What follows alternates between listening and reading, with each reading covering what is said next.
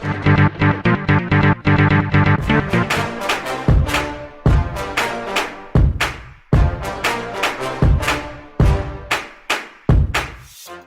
there, this is Datila, and welcome to TNAIW GoGo Power Rankings show. As always, I'm joined by my two co-hosts. First, to my right, he's no longer Macklin. He's the third member of the Rascals. He's the star of the show, the one and only Burt Macklin. I see power rankings. Well, 6 cents right there. How you guys doing? That was a great show last night. Yeah, it was. And to my left, not only is he the godfather of the power rankings, he's the DNA of LL TNAIW, the one and only Lucha, Lucha, Lucha, A. Smith.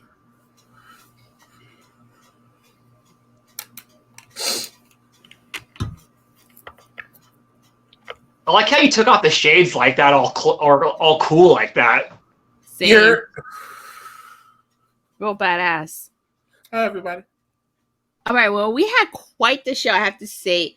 So much went down on the Go Home show and at Slammiversary, and I am very curious to see where the Motor City Machine Guns land because, as you all know, Chris Sabin lost, and we actually even talked about this. We talked about this on the show.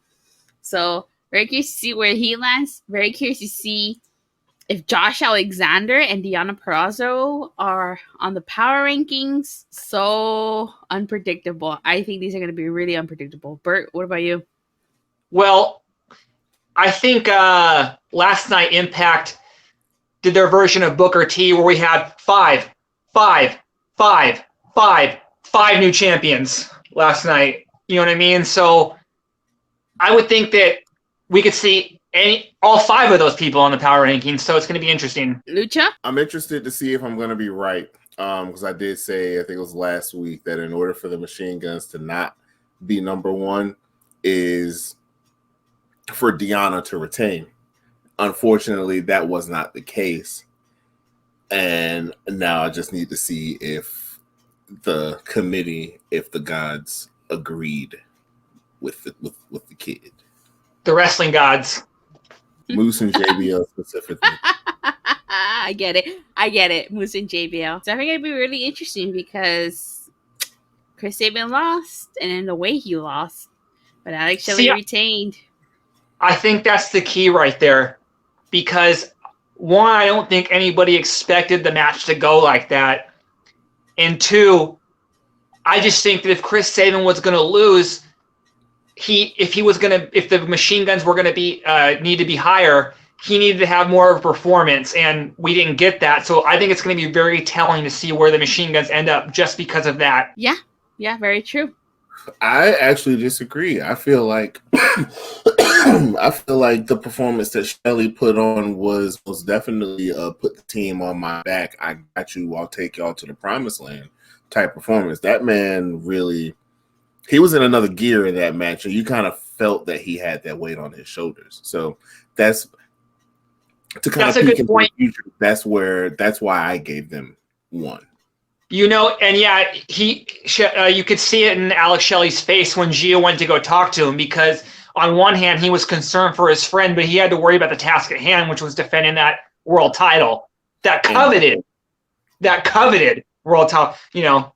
And the coveted number 1 spot on the power rankings. That coveted European title. Shawn Michaels used to say like that. Well, with that being said, let's play the power rankings. It's ranking time. Number 10, the returning Josh Alexander. Number 9, Eric Young and Scott D'Amore. Number 8, Kushida.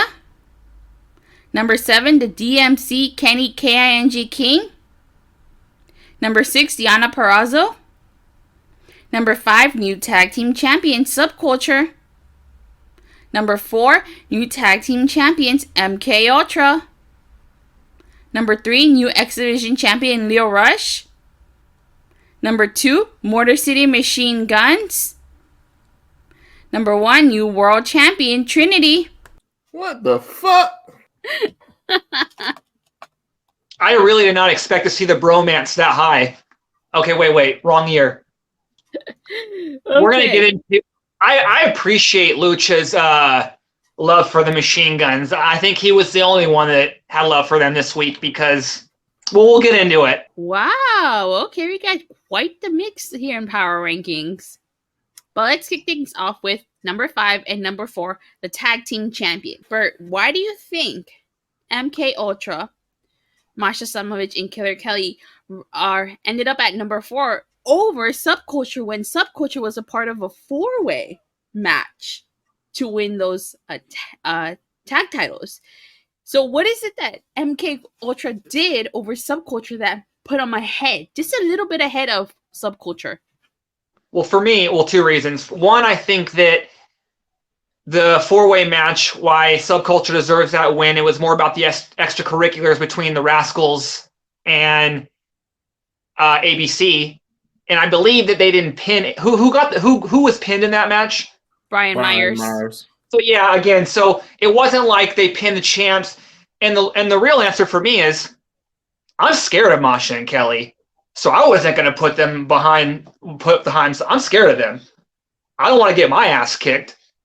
So that's why I vote. And just because too, like, I think that like we see the dominance of what they could bring to that division. So I just think that win was more of a statement. And like I said, if they would have pinned the champs, Subculture, I probably would have voted them higher. But it wasn't about them winning as much as what happened outside of the ring. So yeah, to me, I just think that the MK Ultra had more of a dominant win, even though they didn't beat 3 other teams. But that's just my reasoning, and they got a good name. Choop. Your thoughts, Lucha? It all comes down to momentum, really, because you look at Subculture prior to winning the tag titles at Slammiversary, they haven't won jack diddly poop. They came in, faced ABC for the titles 1-on-1, lost. Then the next night, then they step up to the machine guns, lost. And we didn't see them until Slammiversary. Yeah, they won, but they don't have any sort of momentum. So to me, that's what it all comes down to. Even though MK Ultra this was their first time teaming together in a match, but they have not chemistry, they have momentum on their side more than Subculture did. It's that simple. For me, it's that simple. That makes sense. It does. And I think Burt also brings up a good point that Subculture didn't pin ABC. They just pinned Brian Myers. Well, MK Ultra, Masha Slamovich, she pinned Taylor Wilde, who not only was a tag team champion, she's also a former knockout champion too. So that had to make up for something. But there is something to be said about Subculture did pin the most professional wrestler, and I think that has to count. You know what I mean?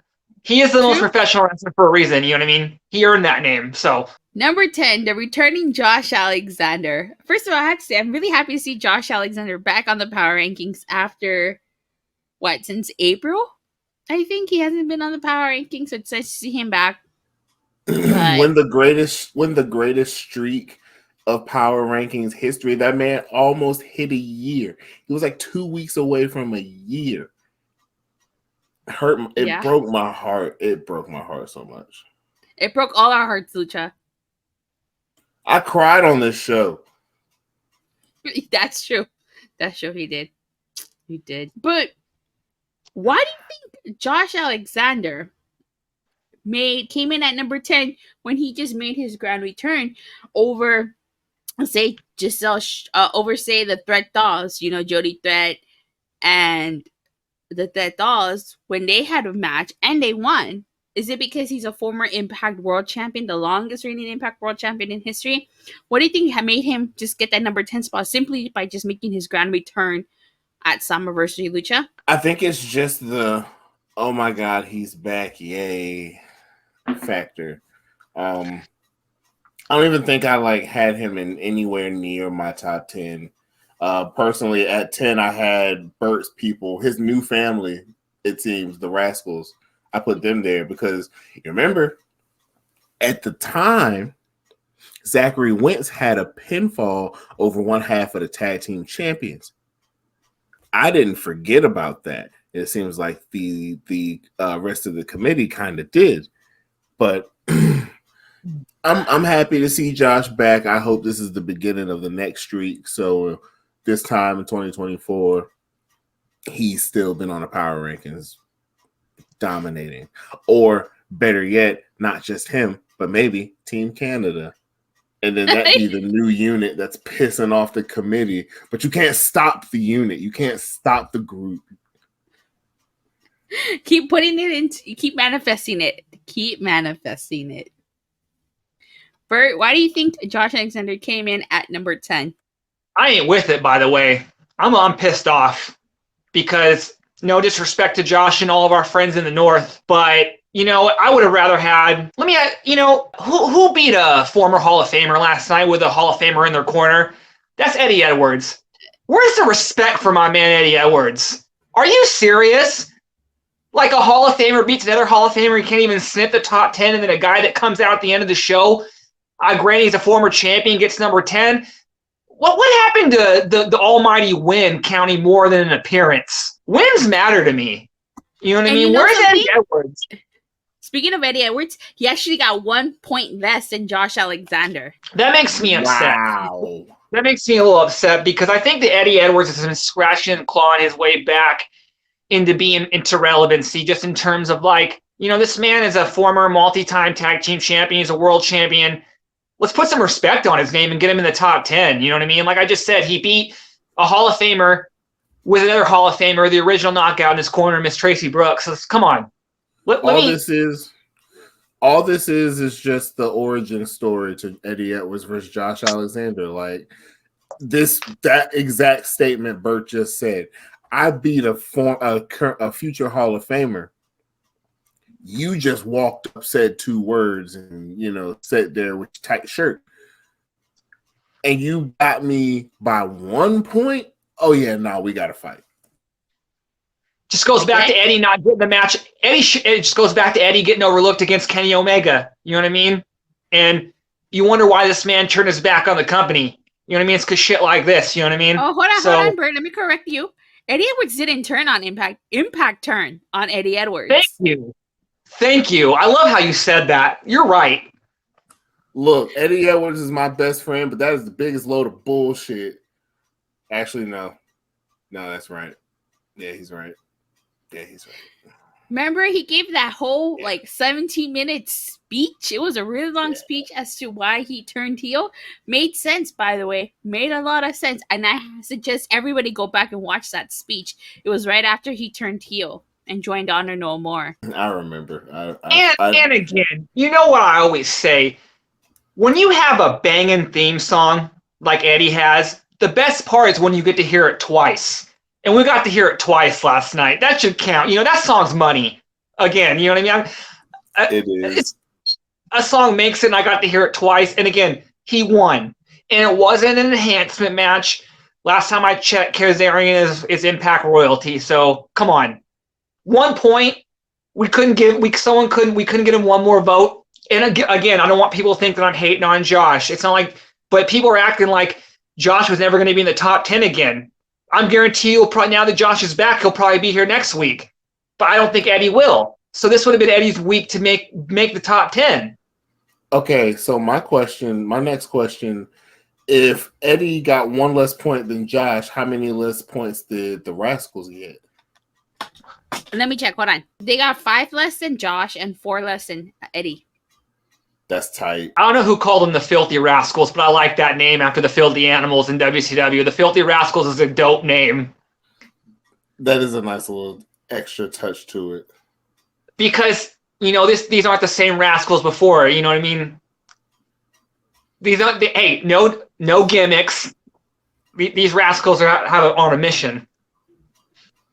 Yeah, I like that name too, the Filthy Rascals. All right, I'm going to talk about this number next because you guys manifested it, and it finally happened. Coming in at number 9, the returning Eric Young and Scott D'Amore, or as Lucha and Jeff would be happy to say, Team Canada. Team fucking Canada. And if I could just add another part to the nickname, this is Team Canada Part Duh. You know, because that's two in front. Team Canada Part Duh. Because, you know, and like I said, it was like a Team Canada 4 reunion last night. That was a love letter to Impact. You know what I mean? We had A1. We had that was great. Lucha, so what are your thoughts on Team Canada? Team Canada coming in at number 9. You and Jeff have been manifesting this for a while now. Yep, there's so many people I want to thank. First of all, I want to thank the country of Canada for needing a team. And then I would also like to thank Scott D'Amore for being the coach of said team. Shout out to Eric Young for just quietly leaving WWE. I wasn't even convinced that bro signed, to be honest, but like the in and out. The match actually was not that bad. And then it may not have been I said this on the Big Show a couple of days ago. It may not have been my favorite match, but you listen to the crowd and it was their favorite match because that was the livest that crowd was, like, as a collective the entire night. They even sang the Canadian national anthem. And it was fucking dope. It was so dope. Number 9 is perfect. It's a good song. It's a good song. That's what I want to say. It's a good song. You know what I mean? The Canadian national anthem is a good... Every wrestler that's sung it throughout history, you know what I mean? It's a good song to sing along to. I actually had Team Canada at number 3. That might have been an emotional thing for me personally, but you know, because like you said, we've manifested that for so long. But also in the sense he did beat a former world champion, a 2-time world champion, and a former tag champion, you know, via Freebird rule. So good point. Good point. So, but yeah, very curious to see what happens going forward with Team Canada. All right, at number 8, Kushida winning the Ultimate X match. You know, I was surprised he won. You know, not upset that he won, but I was just surprised. I was not expecting Kushida to pick up the win here, especially because we hadn't seen him in a while. So I was surprised. But why do you think Kushida came in at number 8 over Josh Alexander and Team Canada, Burt? Well, going into the match, it was against 5 people, and then as we saw, something happened before the match. Something indeed did happen. And let me just say, Jake looked like a tank, dude. He looked like best shape he's ever been in his life. I don't know what he was doing, but Kushida survived 5 other men. Alan Angel's going low blow crazy and just hitting everybody with unprotected low. I saw the one off the top rope. You know, that was pretty. And again, it wasn't called. The match has the word ultimate in it. You know what I mean? So Kushida, I think, deserves that spot. And again, for me, anytime someone wins a match, they just, you know, and that was a big time match. And so him being number 8, I'm fine with it. And I can't wait till we get Kushida versus Leo Rush, if that's the match that we're going to see. So, yeah, congrats to Kushida. He's been nothing but stellar since he's came. And again, too, that match was just amazing. I personally was pulling for Kevin Knight. I think the guy's a star. I think he's money. You know, and I wouldn't have been mad if Angels won or Jake something, but that was one of those matches where when you look at the sum of the parts, anybody could have won it. So, congratulations to Kushida. Yeah, you know, I kind of thought Jake something was going to win because he came in strong. He looked like $1 million. Like, he was a beast. He dominated this match. And I also kind of thought maybe Alan Angels was going to win too because, I mean, homie was just giving low blows left and right. I mean, if the next time Alan Angels is in an Ultimate X match, they should wear cups. They should probably wear cups.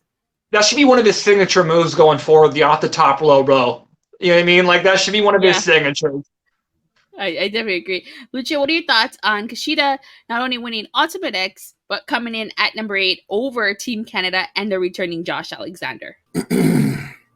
Well, as far as him being over Josh Alexander and Team Canada, I'm 100% fine with that because he not only actually wrestled a shot at Josh, he beat more people than Team Canada did. So that just meant a little bit more to me. I would have even put him over Kenny King, and maybe even been a little harsh and put him over Deanna as well. Deanna, hey. No, I'm sorry. Now you've upset Burt. You know we're not supposed to upset Burt while we're doing the show. Because I actually did have Kenny King at 8, Subculture 7, Kushida 6. Burt, you have something to say before we move on? Well, I'm just a little hurt. You know what I mean? I don't know why Lucha woke up this morning and shows violence. He wants to make me cry on camera, but I will. I'll get that ugly cry face going, but it's fine. It's all right. Okay. All right. So then we're okay to move on, Burt? Yeah. Because, again, that's like the first time Lucha said something that made me upset. Usually Lucha's right 99% of the time, you know what I mean? But once in a while, we disagree. All right. Number 7, the new DMC, Kenny K.I.N.G. King, defeating Joe Henry, ending his 247-day reign as Digital Media Champion. I hope, if Joe Henry's watching this, I do apologize, but, I do believe in 252 pounds of pure motivation, the answer to all of life's problems. I like Joe Henry. I really do. I believe in Joe Henry. But if it wasn't going to be Kenny K.I.N.G. King, who would have taken that title off of him?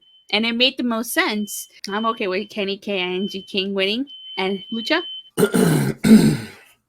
You didn't say the whole thing. You left out a very key detail. I think Burt paid you. I think you're on Burt's payroll to conveniently forget minor details like the fact that I didn't forget. I did forget to mention it, but I did not forget how he won. He got his feet on the rope. By nefarious means. Yes, we've said before you got to win by any means necessary. But if it comes down to having someone like legit hold your feet in place, like not only are you cheating, but you need help to cheat. Come on, bro. Not to mention the bow tie. Don't forget the bow tie. That's why I put Kushida over Kenny King, because there was more honor in his victory. My man Kushida survived the aerial nut shots. Kenny King cheated. I don't know if it's the TV package I have, but I never see these shenanigans. I never see it. You know what I mean? Maybe it's because of where the camera's positioned on the feed that I'm watching. I think it's because I pay for the heel package, so I don't ever see it. You know what I mean? But let me just say, Kenny King and that shirt, I don't know who made it, but I can't, it kind of reminded me a little Versace. I can't even spell Versace. I think it's F-O Sachi. But Kenny King, it's about time this man gets some gold. He deserves it. You know what I mean? Like, and again, I mentioned that shirt. I mentioned, and to me, a win is a win. You know what I mean? If you ain't cheating, you ain't trying. You know what I mean? Okay, Eddie. No disrespect to Kenny King. I mean, no disrespect to Joe Henry. He deserved it for that blasphemous song he made about Kenny King. Joe Henry should be laid up in a hospital bed right now because, man, you violated. And then not only did he violate it, he disrespected the legacy. Like, my man is more than just a male stripper. He's a Chippendale legend. His picture's up in the Hall of Fame. That's interesting. I didn't know that. At number 6, former Knockouts champion, Deonna Purrazzo. And it's interesting that she's the only person who lost her match.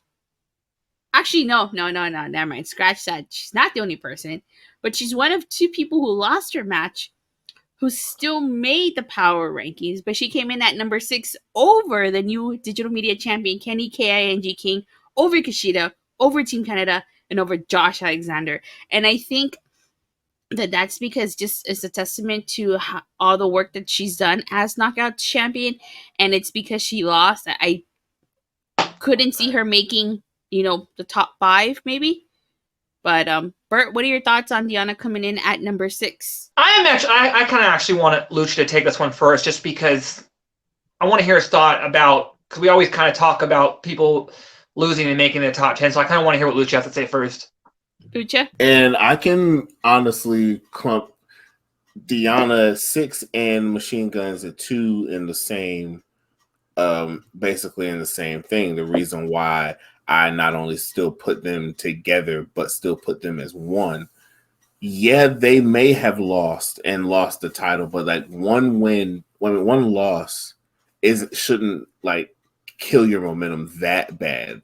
You know what I'm saying? To the point where you're completely wiped off the top 10 altogether, versus some people who like Subculture at 5 who lost every other match they've had prior to winning the title. So them winning the title shouldn't really put them above people who have been here grinding, and they may have taken one loss, but they've still got a good recent body of work to where they should just still be somewhere close to where they were. That's why Deanna is at number 6, because she still can hang off of that, body of work. They gave the body of work clause to Deanna and the Machine Gun. Beautiful said, Lucha. Burt? For me, I think she deserves to be this high in a loss. 1, because, her body of work. And 2, it took her for submitting the first time in her career. You know what I mean? You basically had to kill her to beat her. So, again, I'm not taking anything away from Deanna. She's going to be back. In my opinion, she's already cemented herself on the Mount Rushmore of knockouts in the company. So, yeah, it's 1 loss. We don't see her lose often. You know what I mean? She had not a bad night, but, people get beaten once in a while. You know what I mean? So I can't remember the last time she did lose. So I'm not going to hold that against her. She's not taking L after L. Yeah, that was nicely said, Burt. Nicely said. All right. So, number 3 and number 2 is interesting here. Number 3, our new X Division champion, Lio Rush. He came in at number 3, and the Motor City Machine Guns coming in at number 2, which is interesting because, Chris Sabin lost. And it's in the way that he lost that, like, oh my God. And I think that the reason why Motor City came in at number 2, you said it, Alex Shelley was able to bring it home for both him and Chris Sabin. But, I feel like if Alex Shelley would have lost this, I could have honestly seen Lio Rush coming in a little over the Machine Guns. But, Burt, your thoughts on Lio Rush coming in at number 3 and the Motor City Machine Guns coming in at number 2? Well, if you think about it, though, like, the Machine Guns were made up of 2 champions. One of them lost. You know what I mean? So that's why they're not number 1. You know what I mean? So, and Leo being number 3, I think maybe if the match would have, I think it works both ways. Maybe if the match would have been a little more competitive, he could have been number 2. And the Machine Guns still being at number 2 is like, no, number 2 is not bad, especially because one of them did lose. So I still think that's pretty impressive. You know what I mean? I thought they might have fell a little bit further, but I was wrong. But again, congratulations to Lio Rush. I think that was really cool to see him get some gold. And again, I don't really know what happened in the match, but I think that I think the Machine Guns could have been number 1 if Chris Sabin lost in a more competitive match. But again, to lose and still be number 2 is still pretty good. True that. Lucha? I could actually make an argument. Now, I didn't do this on mine, but I'm going to do it anyway. I'm going to make an argument on why Lio Rush should be number 1. Honestly, even over the Machine Guns and Trinity. We take it back to a couple weeks ago. He was the one who got the pin on Sabin in that tag match, him and Nick Aldis versus the Machine Guns, which got him number 2 that week. So put that on top of boom, domination over Chris Sabin, in and out in like under a minute and a half. He's kind of sort of not to the level, but he's got that Deanna Motor City Machine Guns like resume, work to build his case, where it's like, he could take over number 1. Not to mention, he also carried Nick Aldis in that tag match. Well, that everyone carries Nick Aldis. And to maybe add to what Lucha just said, if I will say that Leo might deserve to be number 1. Let's get our fingers up. He beat a 9-time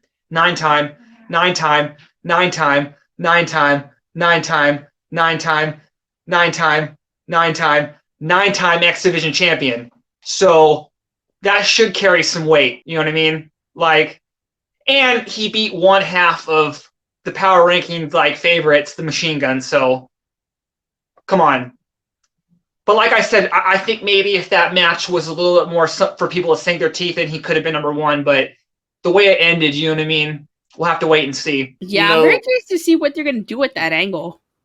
You know, Burt, it's funny you said that the Machine Guns were the power ranking favorites. But I'm gonna peel back the curtain a little bit for the viewers. They're not. The committee hates the Machine Guns because they hate this clause that they have been able to manipulate the system and take advantage of for the past several months. And I just know that they were waiting for that first chance to fully take it away, and they jumped on it. They fell for the recency candy and put Trinity at number one. No disrespect to Trinity. I'm glad she congratulations, new world champ, but we still got the other world champ, and he put on he had a more difficult matchup, I feel, believe it or not. Dealing with Nick Aldis, because Nick Aldis is a different type of cat. Okay, so in case it hasn't been made obvious, coming in at number one, the new Knockouts champion, Trinity, defeating 3-time Knockouts champion Deonna Purrazzo, but she didn't do it by pinfall. She didn't do it by countout. She didn't do it by total knockout. She made Deonna tap out, which is not something that Deonna does. I cannot even remember the last time Deonna tapped out. I don't think she's tapped out the entire time she's been in Impact. So to me, the fact that she made Deonna tap out, a former 3-time Knockouts champion, 1-time Knockouts tag team champion, that says a lot if you ask me. But congrats to Trinity for coming in at number one. Well deserved. And like Lucha's always talked about, she had momentum. She had won all her matches leading up to Slammiversary. So, Burt, I'll let you go first on this one. It's pretty simple for me. Over the past weeks, and compared to the number one contenders, Trinity's been the more the favorite, and I think she's better than Nick Aldis in the ring. And Trinity beat Deonna, who I think is better than Nick Aldis. So that's why I think she deserves to be number one. And it's a new champ, you know what I mean? And I think that in terms of the power rankings, a new champ's always going to get a little more love than someone retaining. You know what I mean? It's fresh, it's new. We got to reward someone becoming a new champ. It's their time. It's their time in the sun. So like I just said, I'm completely fine with her being number one. I think it's well deserved. But I don't necessarily think that you should be punished for continuing to win. Like, you imagine if, the more Goldberg won, the more they're like, yeah, nah, you don't need to get the belt. Like, I'm saying, sorry. Sorry, go. No, I'm just saying that's kind of promoting the wrong message. You know what I'm saying? All you have to do is just win the belt. It doesn't matter if you retain or not. Like, the Machine Guns, they built this based off their tag title run, and then we didn't even have time to chill out because then the Time Machine thing took over. And if you want to get technical, Time Machine never split up. So Time Machine is still a thing. So this Power Rankers should be revised, and Time Machine would technically be number one. That's the reality I live in, because that reality also puts Eddie Edwards in the top 10. Here's my thing about that. Unlike the Rascals or something like that, who are referred to it, Time Machine is only called Time Machine when they're tag teaming. We don't ever hear of them referred to tag. Like, I didn't hear the word Time Machine once last night, even though they're on the show together. So I don't really consider them a faction, a full-blown faction. Is more of like a special attraction. You know what I mean? They're not like, it's not like a full-blown stable. You know what I mean? Like, I don't really think of them like that. You know what I mean? Like when they team together, but I really don't consider them like that. But I see what you're saying. And just that in terms of sacrifice. That is going back to what you said about Trinity, the way I voted, I think that I'm not saying that they should be rewarded for defending the title, but I think that this was Trinity's best shot to be number one going forward, just because I do think that even though Chris Sabin is not the champ anymore. Since the Machine Guns are two top guys, they're going to still have an easier chance to be number one every week. So I think this was going to be Trinity's best shot to be number one. So I had to give it to her. I had to vote for her number one. You know, I have to say, I do agree with Burt. I do think that this was Trinity's best shot being number one because we don't know what she'll be next week. But to also add to Lucha's point, yeah, I mean, you know, technically, if you want to get technical, Kushida is a time machine and the Motor City Machine Guns and time machine, you know, but they were voted separately though. So, I mean, unless you guys want to group them, we'll rewrite this whole power rankings. Another recount. That's a good point too. It's like, if I usually kind of like when I'm, you know, a little behind the scenes, if people would have voted for them like that, a majority of them, I would have been totally fine grouping them together, but I didn't really see anybody voting for that, like, and putting them all together this week. If they would have done that, I would have had no problem with it. Alrighty then. Well, with that being said, that concludes this week's power rankings. And thank you guys all so much for watching and for the continuous support. Please don't forget to like and subscribe. Make sure you hit that bell so you get notified not only when this video drops, but when TNAIW releases other content such as Lucha, such as the TNA 2K Wednesdays. Last week we pretty much wrapped up the first round matchups and got our quarterfinals. Yeah, our quarterfinals lined up. So for next week, check these matchups. Well, this wins tomorrow. So for tomorrow on TNA 2K, check these matchups we got for you.